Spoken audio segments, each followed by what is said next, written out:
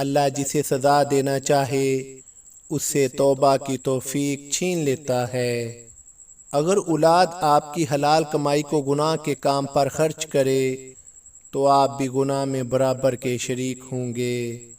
جب تک انسان کا رویہ درست نہ ہو اسے محنت کا اجر نہیں ملتا۔ نام کا انسان پر بہت اثر پڑتا ہے، اس لیے ہمیشہ اچھا نام منتخب کریں۔ جو لوگ اللہ کی رضا میں راضی رہتے ہیں اللہ ان پر خاص کرم فرماتا ہے۔ اگر آپ دین کی تبلیغ کرنا چاہتے ہیں تو اپنی زبان میں نرمی لائیں۔ آنسوؤں کے ذریعے انسان کا اللہ سے تعلق مضبوط ہوتا ہے۔ زبان اور کان کے استعمال سے اس وقت تک گریز کریں جب تک آنکھوں سے تصدیق نہ کر لیں۔ وہ غریبی عذاب ہے جس میں غریب اللہ کی رحمت سے مایوس ہو۔ اچھا ہو یا برا کوئی بھی وقت ہمیشہ نہیں رہتا۔ نفسانی خواہشات آنکھوں سے پیدا ہوتی ہے، اس لیے آنکھوں کو قابو میں رکھو۔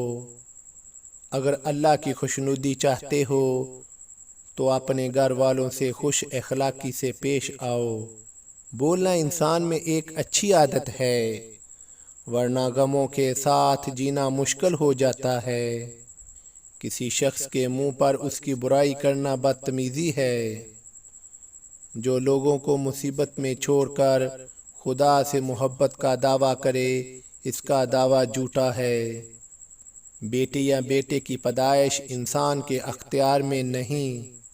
جب مظلوم لوگ اللہ کی رحمت سے مایوس ہونے لگیں تو یہ حکمرانوں اور منصفوں کے حساب کا وقت ہے۔ اگر عزت چاہتے ہو تو دوسروں کو عزت دو۔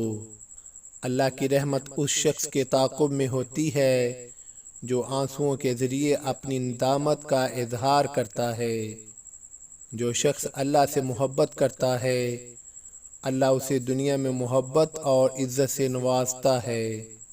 اللہ کی طرف ایک قدم بڑھاؤ وہ 10 قدم آپ کی طرف بڑھائے گا۔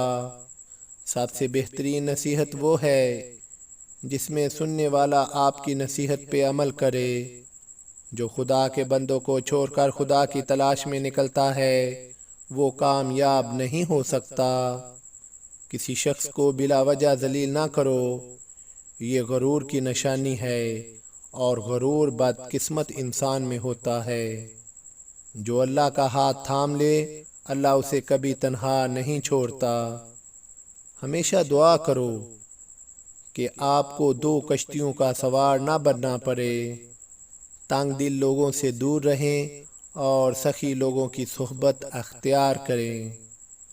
جن باتوں پر آپ اللہ کے سامنے جواب دہ ہیں ان میں احتیاط سے کام لیں۔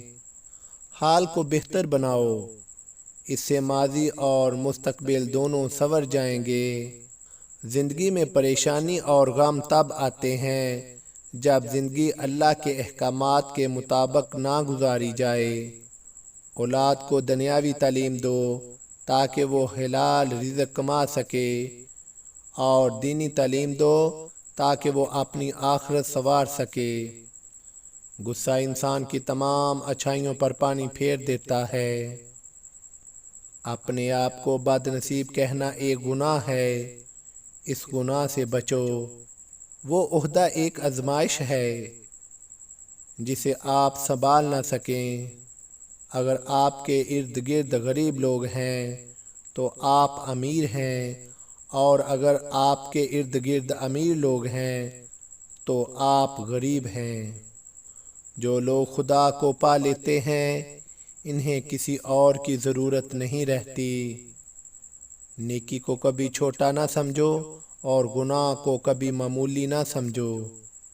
پانی سے نکلنے کے بعد مچھلی کو پانی کی قدر ہوتی ہے۔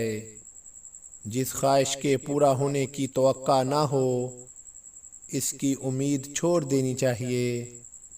حرام کی کمائی سے کیے جانے والے حج کو اللہ قبول نہیں فرماتا۔ لوگوں کو ان کے عمل سے جج نہ کرو، کیونکہ رسول اللہ صلی اللہ علیہ وآلہ وسلم نے فرمایا اعمال کا دار و مدار نیتوں پر ہے۔ اللہ سے محبت کرو، کیونکہ اللہ سے محبت کرنے والے کبھی نقصان میں نہیں رہتے۔ والدین کے گھر میں اولاد بہت خوشی سے رہتی ہے، لیکن یہی والدین جب اولاد کے گھر میں رہنے لگیں تو اولاد کا گھر اور دل دونوں تنگ پڑ جاتے ہیں۔